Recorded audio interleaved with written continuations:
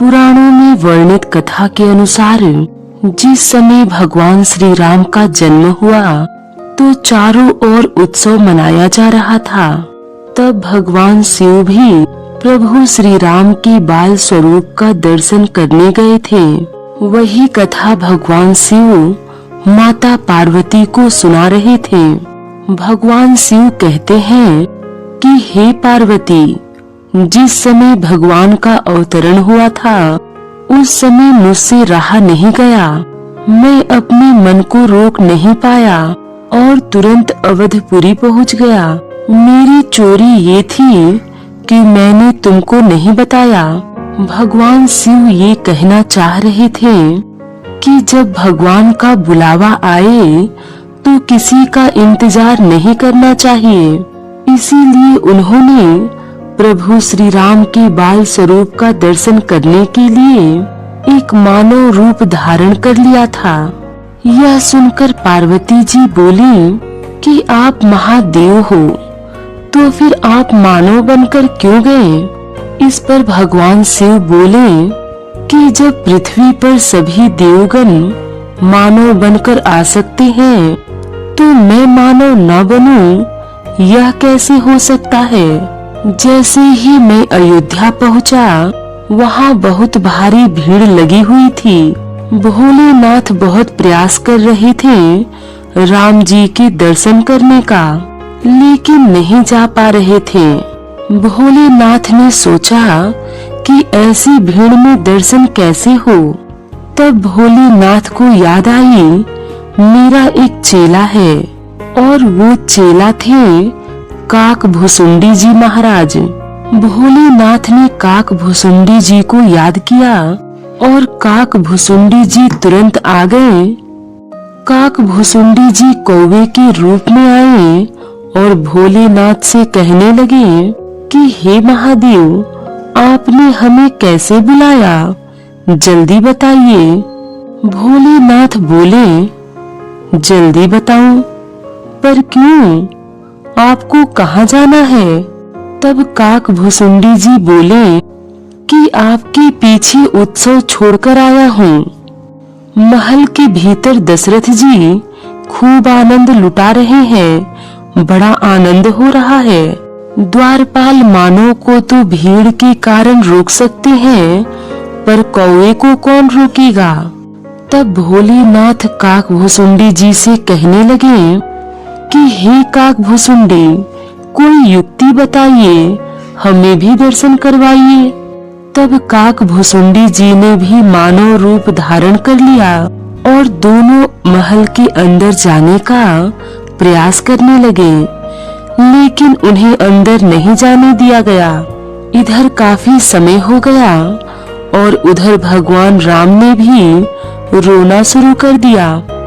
बाल स्वरूप प्रभु श्री राम के मन में भी भोलेनाथ के दर्शन करने की तड़प जाग गई और जब यह पीड़ा भरी पुकार मैया कौशल्या के कानों में गई तो माता कौशल्या भी बिलख पड़ी कि मेरे लाल को क्या हो गया। इधर भोलेनाथ एक 80 साल के ज्योतिष बन गए और स्वयं ज्योतिष बनकर काक भुसुंडी जी को अपना शिष्य बना लिया।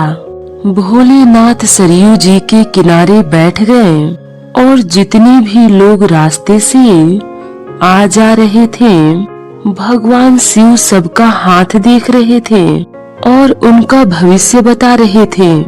अब तो अवधपुरी में चर्चा शुरू हो गई कि कोई बहुत बड़ा ज्योतिषी आ गया है।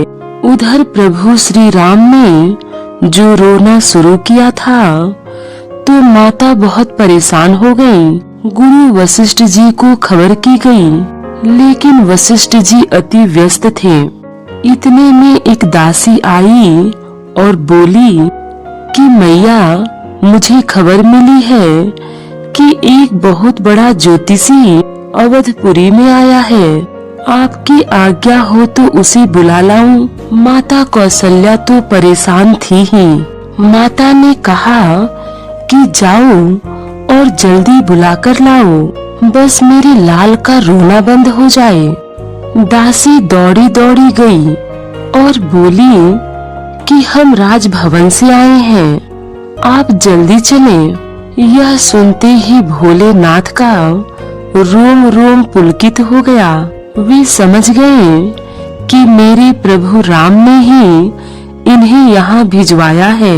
भगवान शिव बोले कि क्या करना है वहाँ, यह तो बताओ।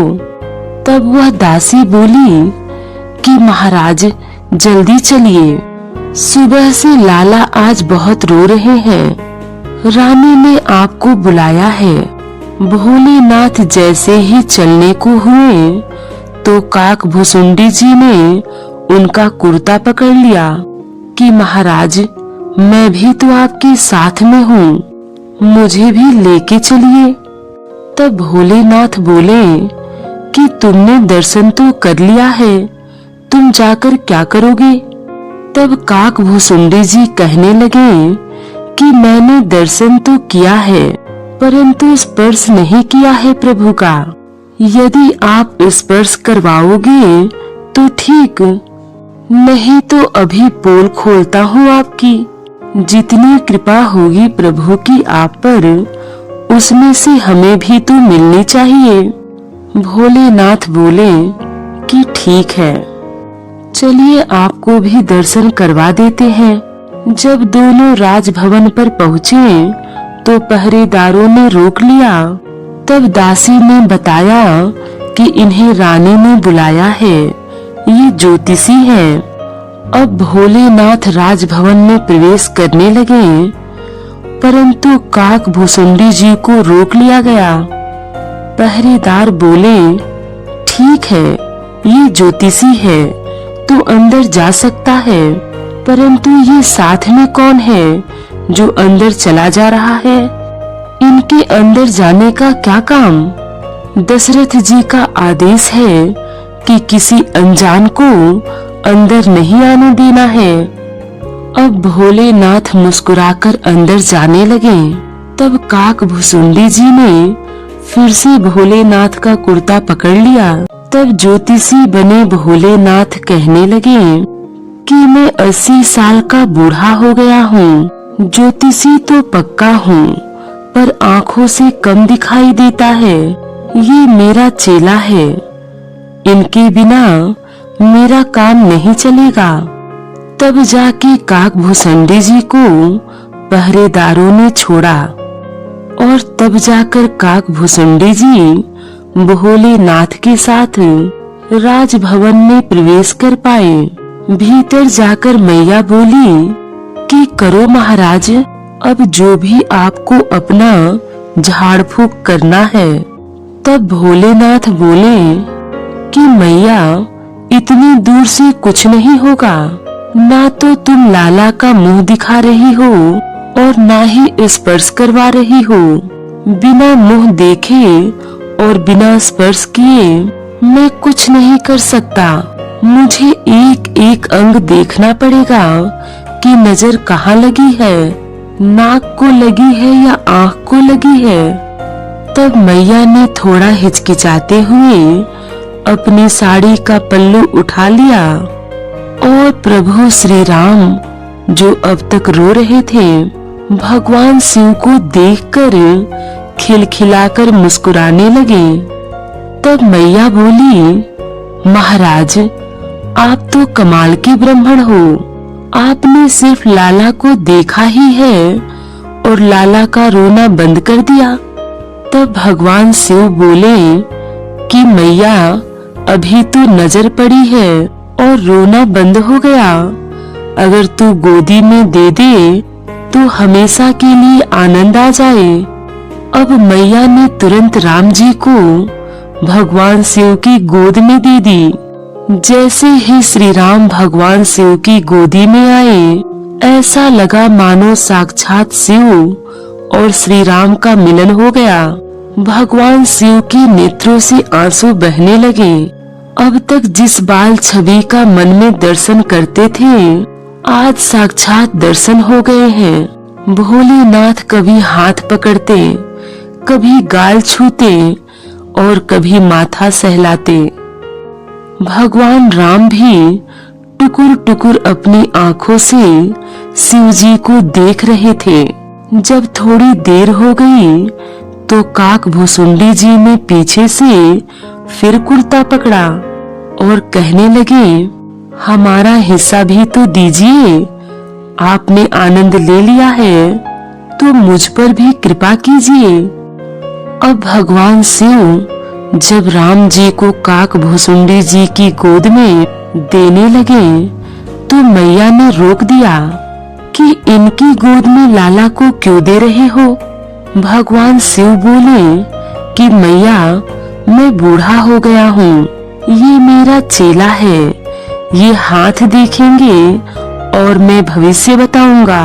यह कहते हुए भगवान शिव ने काक भुसुंडी जी की गोद में लाला को दे दिया और काक भुसुंडी जी ने भी भगवान का दर्शन कर उन्हें स्पर्श किया। भोलेनाथ ने भगवान का सारा भविष्य बताया। यह भी बता दिया कि आपके लाला कोई साधारण लाला नहीं होंगे, आपके लाला का जग में बहुत नाम होगा। आपके लाला के नाम से ही लोग भवसागर तर जाएंगे। तब मैया बोली कि यह सब तो ठीक है, लेकिन यह बताइए कि मेरे लाला का विवाह कब होगा।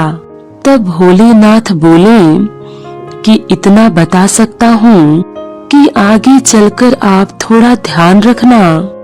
एक बूढ़े बाबा आपके लाला को आपसे मांगने के लिए आएंगे और जब वो मांगने आए तो तुरंत दिलवा देना, मना मत करना, क्योंकि आपके लाला उनके साथ चले जाएंगे तो वहाँ से बहू लेकर आएंगे।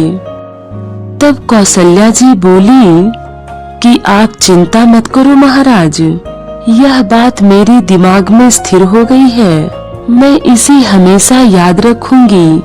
इस प्रकार भोले बाबा ने सब बता दिया।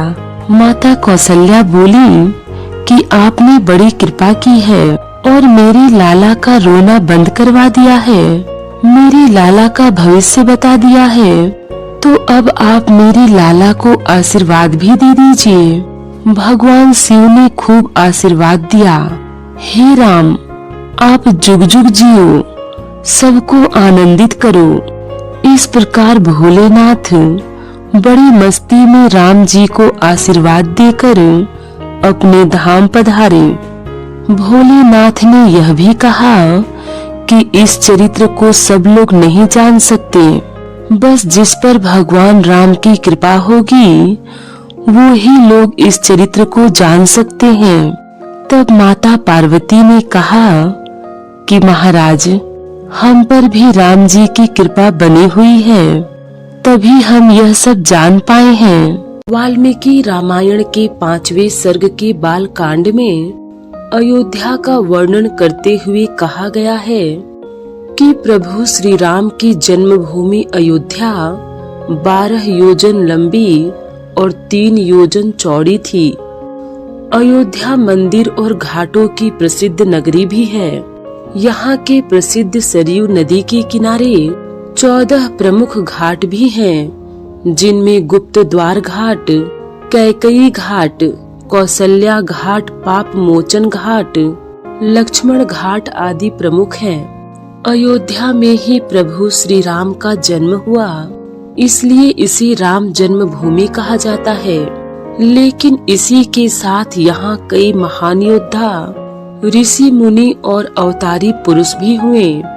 जैन मतानुसार अयोध्या में ही आदिनाथ समेत 5 तीर्थकारों का भी जन्म हुआ था। 12वीं सदी के आसपास अयोध्या में बड़े पैमाने पर सूफी संतों के भी रहने का प्रमाण मिलता है। कहा जाता है कि प्रभु श्री राम के द्वारा सरयू नदी में समाधि ले लेने के बाद त्रेता युग में ही अयोध्या नगरी उजड़ गई थी। तब प्रभु श्री राम के पुत्र कुश ने अयोध्या को फिर से बसाया।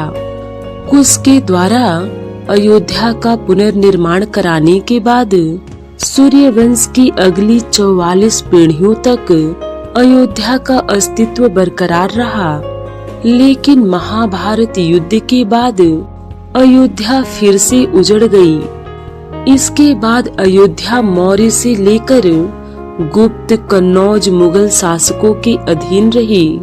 मुगल काल में बाबर के सेनापति मीर बकी ने अयोध्या में राम जन्मभूमि पर स्थित मंदिर तोड़कर बाबरी मस्जिद बनवाई थी।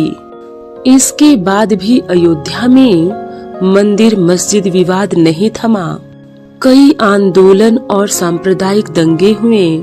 जब मामला कोर्ट पहुंचा और लंबी लड़ाई के बाद फैसला श्री राम जन्मभूमि के पक्ष में आया।